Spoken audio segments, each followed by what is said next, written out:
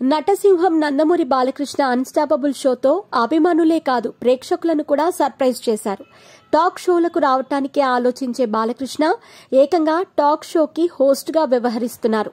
ఆహా వేదికగా స్ట్రీమింగ్ అయిన అన్స్టాపబుల్ షో ఎంత పెద్ద సక్సెస్ అయ్యిందో ప్రత్యేకించి చెప్పనవసరం లేదు. సెలబ్రిటీలతో బాలయ్య బాబు చేసే సందడి అంతా ఇంతా కాదు. ఇండస్ట్రీలో చాలా మంది బాలయ్యది చిన్నపిల్లాడి మనస్తత్వం అంటూ ఉంటారు. కాగా ఈ షోతో బాలకృష్ణలోని మరో కోణాన్ని చూశాం. బాలయ్య ఎంత సరదా మనిషి అని ఈ షోతో చాలా మంది ప్రేక్షకులకు తెలిసింది. మీ పెట్స్ కి గ్రూమింగ్ నుంచి బర్త్డే సెలబ్రేషన్స్ వరకు అన్నింటిలో మంచి ఆఫర్స్ ని మాయా టైల్స్ అండ్ ట్రయల్స్ వారు మీ ముందుకి తీసుకుని వచ్చారు. ఎక్కడో కాదు, మన బాజ్పల్లిలో. Phone number 8985555318. ఇక ఇప్పటికే 3 సీజన్లు దిగ్విజయంగా సాగగా ఇప్పుడు 4వ సీజన్లోకి అడుగుపెట్టింది. 4వ సీజన్లో మొదటి ఎపిసోడ్ ఏకంగా సీఎం చంద్రబాబు నాయుడు గారితో ప్లాన్ చేసి ఒక రేంజ్ హైప్ క్రియేట్ చేశారు.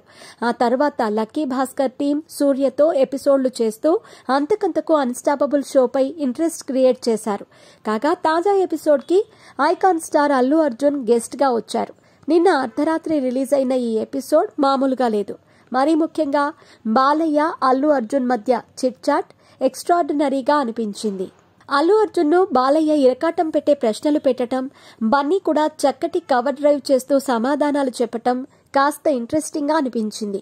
పుష్ప సినిమా తనకు పాన్ ఇండియా రేంజ్ లో పాపులారిటీ తెచ్చిపెడుతుందని అసలు ఊహించలేదని అల్లు అర్జున్ చెప్పాడు.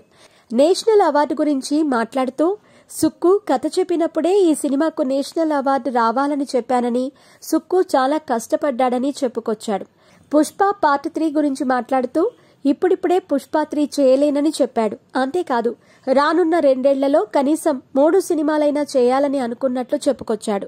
ఇక పెళ్లికి ముందు గర్ల్ ఫ్రెండ్స్ ఉన్నారా అని బాలయ్య వేసిన ప్రశ్నకు అల్లు అర్జున్ చక్కగా కవర్ డ్రైవ్ చేస్తూ మాట్లాడాడు. తన లవ్ స్టోరీలు అన్నీ తన భార్యకు తెలుసని, ఈ షో తన పిల్లలు చూస్తారు. నేను చూసిన, ప్రేమించిన మొదటి అమ్మాయి మీ అమ్మ అని వాళ్లకు చెప్పాను.